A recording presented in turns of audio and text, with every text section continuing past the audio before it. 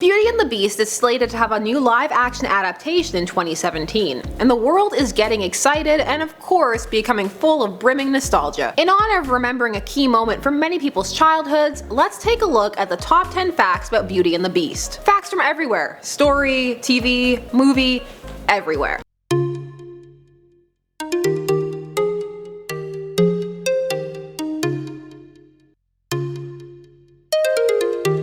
Number 10. The 2017 version starring Emma Watson will be the 12th time this tale has been adapted for film, with the first being a Merry Melodies animated short film from 1934. So despite the Disney version being arguably the most famous, the first animated adaptation would actually be from the Warner Brothers. Number 9. There have been two successful Beauty and the Beast television series, one which ran in 1987 and starred Linda Hamilton and Ron Perlman, and another that ran in 2012 to 2016 starring Kristen Kruk and Jay Ryan. The 80s series had 56 episodes and the Millennium one had 70. Of the two, the 80s most definitely took the most risks in that, okay, spoiler alert, plug your ears if you don't want to hear this. Spoilers. They killed off the character of Belle after the second season. Bold move. So if you need even more Beauty and the Beast action, these two shows could keep you busy for a while. Some awards in at number 8. The 1991 Disney adaptation of Beauty and the Beast was the first animated feature to be nominated for an Oscar for Best Picture, but it lost out to Silence of the Lambs. It did, however, win the Oscar for Best Original Score and Best Original Song for the song Beauty and the Beast. Beauty and the Beast.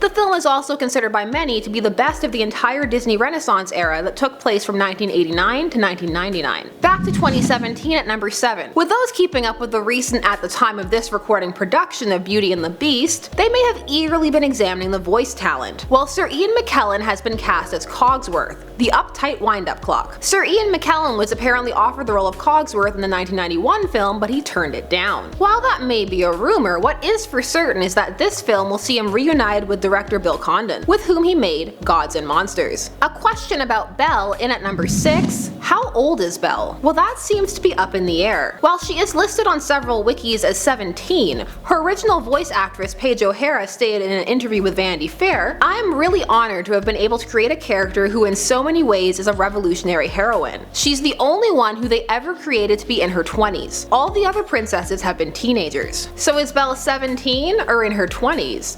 What do you think? Really, there are so many versions out there, she's been both more than once. Although with Disney, it's really hard to tell because apparently Snow White is supposed to be 14. Speaking of Disney, in at number 5, Walt Disney had actually wanted to adapt Beauty and the Beast after the success of Snow White and the Seven Dwarfs back in 1937. However, the story team found the story to be too challenging. Which is interesting, as the story itself was purposely edited to have simplistic themes understandable to children. However, it is said that Disney may have been discouraged by the Jean Cocteau version La Belle et la Bête released in 1946. That version is now considered one of the great classics of French cinema. So let's talk about the original story in at number 4. The original Beauty and the Beast is a traditional French fairy tale called La Belle et la Bête. It was written by Gabrielle Suzanne Barbeau de Villeneuve, and it was published in 1740 in La Jeune Américaine et les Contes Marins. Translation: The Young American and Marine Tales. Her version was later abridged and rewritten by Jean-Marie Lapresse de Beaumont, and published in 1756 in Magasin des Enfants. Translation: Children's Collection. And it is this version which is most commonly used for retellings. As for what exactly was cut out, it was largely the backstory of both Beauty and the Beast. The fact that the original version of Beauty was actually the offspring of a king and good fairy is not one that many seek to revisit, and the changes were made to make the characters more archetypical. However, there have been reinterpretations.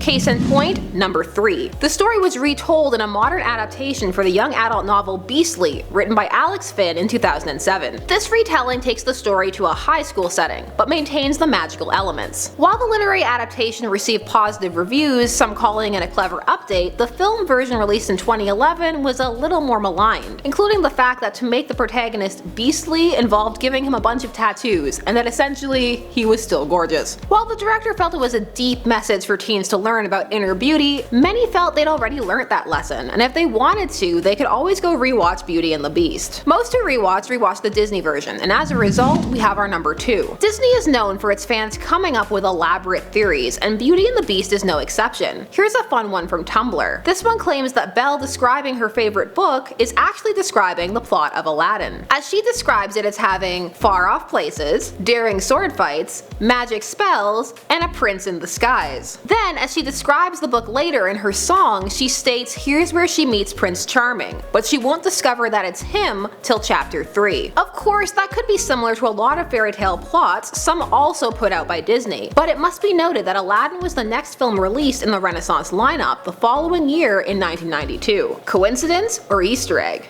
You decide. Which is something you'll also have to do for the controversy that is number 1. Beauty and the Beast has been criticized as glamorizing abusive relationships and Stockholm Syndrome. For some critics, this is not a romantic tale, but one of abuse, and they fear that it teaches young women that they can change a man with abusive tendencies and to stay in dangerous situations. For they state, how true can a relationship be if one person can't leave? While many find this assessment to be pretty harsh and not taking into account what the tale is trying to teach, others add it to their long list of deficiencies they find with not only Disney films, but Disney princesses. In the original tale, the Beast is actually not cruel to his captive. He is kind, plies her with lots of gifts, and holds long conversations with her in hopes of convincing her to marry him. However, that doesn't have quite the same arc for cinema. What do you guys think of the tale? Share that, as well as whether you're excited for this new live action update, down below. Also, let us know if you want any more Disney lists, or fairy tale lists, or just literature. We embrace all nerddom here. I'm Sasha Wood, thanks so much for watching. You can find me here or on Chipper's Guide to the Galaxy, and I'll see you back here soon for some more nerdy lists. Bye bye.